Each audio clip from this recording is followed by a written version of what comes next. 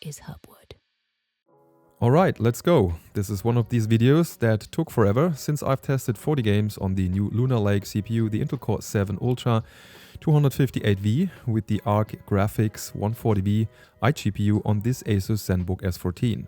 All games have been tested at the highest possible wattage at around 30 watt, usually only using 28 watt, and the package power also includes around 2 watt for the RAM, though I'm not 100% sure if what we see in the OSD is already without these 2 watt or if we'd have to subtract them from that value. However, I was using the newest available drivers as of mid-October 24, and right at around the last 5 games I've tested, I noticed that they released new drivers the other day, but I'm not going to retest 40 games again because that takes around 40 hours. Sorry.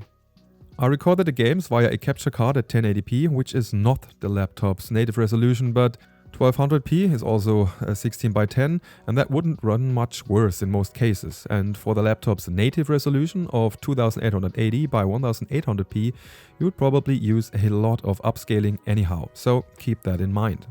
Oh, and make sure to subscribe for a review of this ASUS Zenbook S14 very soon. But now, without further ado, let's just jump right into the gaming benchmarks. For Anno 1800, I was using low settings without FSR at 1080p in the DirectX 11 mode, and I was actually quite surprised how well it ran overall despite my advanced save game. Around 40 FPS on average, though here it depends a lot on the camera angle and such. And you can see the frame time graph is quite wild, but that doesn't really matter in this case. Very playable. Always keep in mind that in the case of an iGPU, you could usually set the texture quality to very high or ultra optionally, as it has enough RAM left if your laptop has 24 or 32GB. That way you won't lose much performance but get a significantly higher image quality. For Apex Legends, I was using the lowest settings at 1080p, resulting in around 91 FPS on average and 52-41% lows. 52 doesn't sound too good here, but it was actually running okay on the Core Ultra 7 258V, probably some occasional stutter at the beginning in the landing sequence, but overall doable. Considering this laptop has a 90Hz screen, that would actually be a perfect match.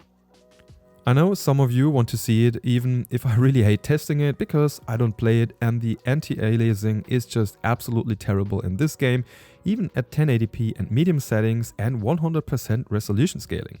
I don't know why. It's Ark Survival Evolved. Seriously, am I doing something wrong here?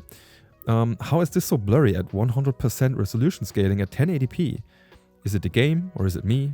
Well, however, around 40 FPS on average and 23 for the 1% lows with a pretty wild frame time graph. For Baldurs Gate 3, I was using the Wukong engine API with medium settings and FSR on quality. It's important to set the game to full screen or you'll get severe stuttering here. But that way, I saw between 43 and 53 FPS on average with decent 1% lows, while the game looks nice enough. Even walking through the town in Act 3 worked pretty well compared to other iGPUs I've tested lately. For Banana, I was actually testing the game at 4K and full screen mode. And boy, can you click fast using a laptop touchpad. 2-finger tapping and there she goes. 60 FPS, no stuttering, great graphics, such a wonderful game. Running an integrated benchmark is one thing, actually playing it is another. At 1080p and medium settings with XeSS unbalanced, Cyberpunk 2077 was playable with around 46 FPS on average and 1% lows of 26, but actually it seems as if the CPU is becoming the bottleneck here. A usage of 90% and more and the GPU dropping to 80 to 90% at times. Nevertheless, I would consider it playable okay, and while it is a bit blurry due to XeSS unbalanced, the medium settings provide decent visuals at 1080p. For CS2, I had to use low settings plus FSR unbalanced in a match against bots to get 121 FPS on average. I probably would not recommend playing it without FSR since the FPS really drop a lot if you do so. The 1% low was 72 FPS and I would consider it playable alright that way. But I was expecting more from the Ark 140V to be honest. Can't beat the CPU because the single core performance is pretty decent here. I'd really like to know how CSGO 1 would have worked here. Diablo 4 ran amazingly well at 1080p with medium settings and XeSS on balanced, around 73 FPS on average and 56 FPS for the 1% lows. Though, be aware I didn't test any group activities with portals and such. The frame time graph was pretty flat, and I guess using XeSS on quality rather than balanced should still get you around 60 FPS for this game. But on this ASUS Zenbook small 14-inch screen, that actually looks really neat. Unfortunately, it is not possible to use an OSD for Destiny 2, so I had to use the Steam FPS overlay. The FPS seemed to be okay, but the game is actually kind of unplayable, at least for me. And the reason for that is that the frame times are super uneven. If I had a frame time graph, it would look like a roller coaster. You can see that here when you watch this waterfall. It slows down, speeds up, slows down again, speeds up, etc. Also very noticeable when you actually play the game. Might be a driver issue, though that should be fixed. Because the overall performance was pretty good at 1080p native with low settings, around 60 to 80 FPS most of the time. For Dota 2, I was using the highest settings at 1080p and used a live match to record the footage of the gameplay, as this is rendered out as well, and I don't play the game and I didn't want to ruin anyone's day. Even though the average FPS have been at 92 FPS with 1% lows of 62, you can see some rhythmic micro-stuttering here. And for some reason, at higher resolutions like the display's native 1800p, that didn't occur. Elden Ring was playable okay at 1080p with low settings, though 60 FPS on average aren't possible just yet. I saw an average of 52 FPS with some stuttering here and there, leading to 1% lows of only 23 FPS. Please be aware that this is the original game without the add-on. The relatively low 1% low value was due to some stuttering at specific areas. Might also be transfer stuttering, which can happen if you transfer between a game's preloaded areas. Since Intel was showing off the ray tracing capability of Lunar Lake at their launch event using some Formula 1 game, I wanted to try that as well. At 1080p with medium settings, XeSS on balanced and most ray tracing features activated, that actually resulted in very playable 68 FPS on average with 1% lows of 36 FPS for F124. But, as you can see, there seemed to be some severe rendering issue, especially in the shadows. These didn't occur with ray tracing deactivated, which also resulted in much higher 100 FPS on average with 82 for the 1% lows. Though, you have to admit, using ray tracing actually helps a lot with the visuals on the other hand. Look at this example. Without ray tracing, it looks as if the car isn't really touching the ground compared to the RT settings on the right. EA Sports FC24 is playable okay on the Core Ultra 7 258V with 48 FPS on average using medium settings. The 1% lows have been a bit destroyed by the video sequences in between, but the gameplay is mostly fine. And you usually have some more options like lowering the graphics or even the resolution for a stable 60 FPS. Though funnily, FC25 ran much better with the same settings. Here I saw an average of 76 FPS, so maybe once again a driver issue. Well, we will have to wait and see, I guess. For Fortnite I was using 1080p with medium settings and TSR on low. That resulted in playable 82 FPS on average and 50 FPS for the 1% lows. Not perfect, but you would always be able to instead lower the graphics or use the performance mode.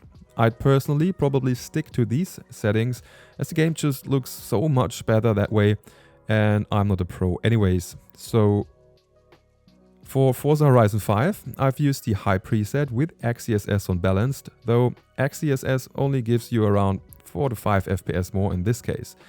That resulted in around 74 FPS on average for the free roaming and around 69 FPS in an actual race.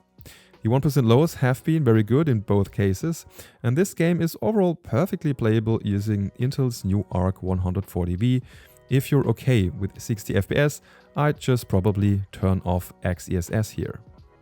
Genshin Impact seemed to run pretty stable with the highest settings at 1080p using FSR as well, at least in this starting area. And I guess even later in the game, 60 FPS would be doable if you slightly lower the settings here. But then again, this game runs on all the smartphones just fine, so let's have a look at the next game. GTA 5 ran pretty well, at least in the tested single-player mode. At 1080p and high settings, with deactivated anti-aliasing, I saw 75 FPS on average and 1% lows of 51. Though, I have to admit I have absolutely no idea what was happening with the iGPU's boost clock here. At first it was all going fine, and then suddenly it dropped the boost clocks, and with it the FPS dropped as well to around 75 to 80 FPS. And I double and triple checked that it happened every time. Hey Intel, you should look into that. Thanks. Helldivers 2 is quite demanding, but if it runs, it usually runs pretty smooth, even when a lot is going on the screen. At 1080p with a balanced resolution scaling, because for whatever reason this game has no FSR or XeSS, and low settings, I saw an average of 63 FPS with decent 1% lows of 46 FPS.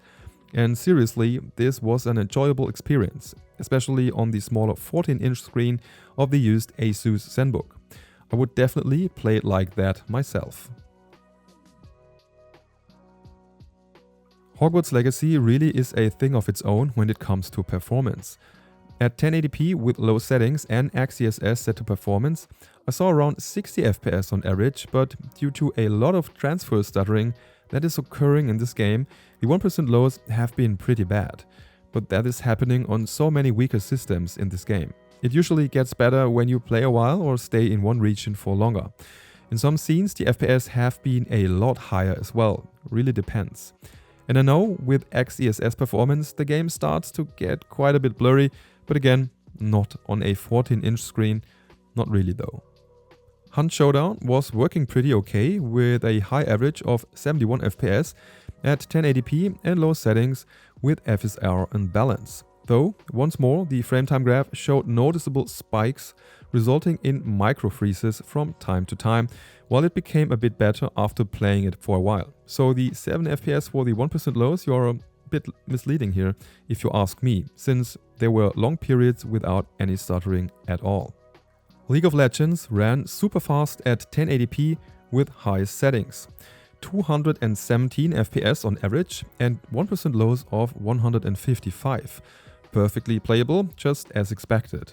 One might even consider running this game at the laptop's native resolution of 1800p with well over 100 FPS. Manor Lords is perfectly playable at medium settings with XeSS on quality, as this is another game where you don't need high FPS to have fun in my opinion. The Core Ultra 258V provided around 50 FPS on average, while it's still looking okay. Be aware that zooming in larger battles will totally shred your performance though, brutally. We are talking as low as 9 FPS. But that's just a minor part of the game, and zooming out helped a lot. Great early access game by the way, and it is included in the Microsoft Game Pass, if you'd like to check it out. For Microsoft Flight Simulator, not the new 2024 version, if you're watching this in 2025, I used 1080p with medium settings and FSR unbalanced in the DirectX 12 mode. It is playable with over 30 FPS, but it's a bit stuttery at times. Probably capping the FPS at 30 would make sense here. You don't need high FPS in this title usually, unless maybe flying a jet, which I did over Paris, and the frame time graph was a mess. It's a bit juddery that way for sure, probably because the jet is flying so much faster that the game has to stream more stuff. I mean, early drivers and the DirectX 12 version still being a beta here, probably the reasons. Naraka Bladepoint was playable alright with a pretty stable 62 FPS on average with 1% lows of 42 at low settings and native 1080p. I mean, this game is super fast at times and I never had the feeling that the ASUS Zenbook with its 140p Ark graphics was holding me back. If you play that game, you will be able to do so on these new Intel Lunar Lake chips for sure. No Man's Sky is a bit tough to benchmark because the planets are so different and the performance in space and on a space station is a lot higher. But with 1080p, low settings and FSR balanced, the 140V is having no problem with this one. 70 FPS on average, but some occasional and rare freezes like this destroy the otherwise good frame times. So the 1% was pretty low, ignore that, it should just work fine. For Overwatch 2, either Intel or Blizzard need to provide some optimization. The average FPS were okay with 83 FPS, but occasionally stuttering was destroying the 1% lows once more. Might be better after some more matches, not sure about that, I just can't afford playing each game for an hour or so. PS, I was using the low settings at 1080p plus FSR for this one. And again, bad luck with some occasional stuttering in Palworld, probably due to the low memory bandwidth or transfer stuttering, since overall the average FPS seemed to be okay with around 53 FPS at 1080p with low settings and TSR activated. Also keep in mind that I was using the Game Pass version of the game, might not be the latest one out there, but overall playable okay, despite the occasional stuttering. PUBG was working quite well with a stable 67 FPS on average and 1% lows of around 43 FPS at 1080p in low settings. Please mind, not the noticeable worse looking very low settings. I just actually died early and left the recording on, so this is just a spectator view, but the performance is identical, wasn't worse when I was still alive. In Red Dead Redemption 2, I used the well-known hardware unboxed optimal settings in combination with FSR on performance and the Vulkan API, and the 140V delivered a nice 53 to 56 FPS on average and decent 1% lows here. Once again, one of the best, if not the best looking game of today's video. And plenty of room to fiddle around with the graphic settings or use FSR on balanced or even quality, while still getting enough FPS for a fluid gameplay. Nice. Rocket League was no problem for the Zenbook S14 and its Core Ultra 7 258V. 1080p with very high settings resulted in 109 FPS on average, enough to make use of the laptop's 90Hz screen for sure. The frame times haven't been optimal once again though. I really hope all of this is driver related and will be fixed soon, but as I often get that for iGPUs, I'm assuming that memory bandwidth could be the issue as well, in which case that probably won't change in the future. Hellblade 2 Senuas Saga was probably the hardest game to run for today's video, since even with low settings and XeSS on quality, it looked very blurry and only ran with around 26 FPS on average, at least in this early stage of the game. Even lowering the settings to low didn't help that much. The game looks like a movie, sure, but a blurry one nevertheless. Probably one of the few games I would not play like that. For Starfield, I was actually using frame generation in combination with low settings and FSR at 1080p, and that was playable with around 56 FPS on average and 1% lows of around 25 to 35 depending on the zone I was currently in. I don't mind using frame generation in such a game, and that way it's looking just a lot smoother despite the slightly higher input lag. But that didn't really disturb me in this case. The Finals is playable as well at 1080p and low settings thanks to XeSS in balanced mode, even with this being such a fast title. Over 60 FPS on average and decent 1% lows of 39 FPS. The game gets a bit blurry, yes, but once more, on a 14-inch screen, I don't care that much. Also, The Last of Us ran pretty well at 1080p with low settings, which have been improved over time, and FSR set to performance and frame generation activated. Again, always keep in mind that in the case of an iGPU, you can really set the texture quality to high, very high, or even ultra, as it usually has enough RAM left, especially if your laptop has 24 or 32 GB. That way you won't lose much performance, but get a significantly higher image quality. PS, once more, in some areas, the frame time graph was a bit wild, to put it mildly. Hi Intel, I'm talking to you. I was really excited to also test the Ultimate Epic Battle Simulator 2, with two armies of each 100,000 soldiers against each other. The thing about this game is that the units are actually rendered and calculated on the GPU and not the CPU, which worked exceptionally well even on the Intel Arc 140V. 36 FPS on average with medium settings at 1080p. I'm just wondering why not more developers are doing it that way. But, however, this small ultrabook is ready for some epic battles if you're into that. And Valorant worked like a charm at 1080p and low settings. Super high average FPS of 257 in a 12-player deathmatch with 1% lows of around 155 FPS. Just perfectly playable for sure, even for more sophisticated players, thanks to the 90Hz screen and the great and really short response times of the Zenbook's OLED display. Thanks to the fast CPU, this game actually might run faster here than on some slightly older entry-level gaming laptops with weaker CPUs. I'm not any good in Warzone, so we're just spectating someone who is after I died.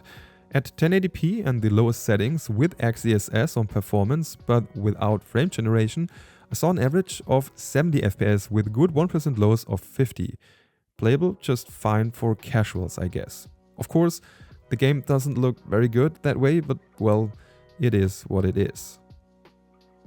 The Witcher 3 does look a bit blurry with XeSS unbalanced at 1080p, but that way I was even able to use the high preset with 55 FPS on average and decent 1% lows of 39 FPS. Still looking really nice on smaller 14-inch screens and playable just fine. And all of that even with the next generation update. And now let's just jump right to the last game of today's video, which is Wukong Black Myth, and as I don't actually own that game, I just use the integrated benchmark instead. At 1080p with low settings and FSR set to 50% with activated frame generation, the game actually seems to be playable with an average of 59 FPS. To be honest, I wasn't expecting that to work that well. But be aware that, to my knowledge, actually playing the game can be a bit more demanding for the hardware in some situations. Now, to say that the Core Ultra 7 258V with its Arc graphics 140V is great really depends on the game and the situation. You would always need to compare it to the new Radeon 890M as well. But Intel really managed to improve their iGPUs in a very noticeable way. Almost catching up, sometimes even outperforming AMD, which in the end is just good for us consumers, of course. You should always hope for a neck and neck race here. And I think this development is definitely one reason why Nvidia cancelled their MX series of dedicated entry-level mobile GPUs. Now, this will be a really great chip for upcoming handhelds, as the in reality used around 28 watt for the whole package also include the RAM, if I'm not mistaken. So it was like 26 watt in reality, meaning at 20 watt the performance doesn't suffer much and is still very good. I'm really looking forward to the upcoming MSI Claw 8 AI Plus with this new chip, and it almost turns powerful office PCs and ultrabooks into little gaming machines. And that's all for today. Don't forget to like and or subscribe if you like the content. Thanks for watching. See you next time. Bye bye and tschüss.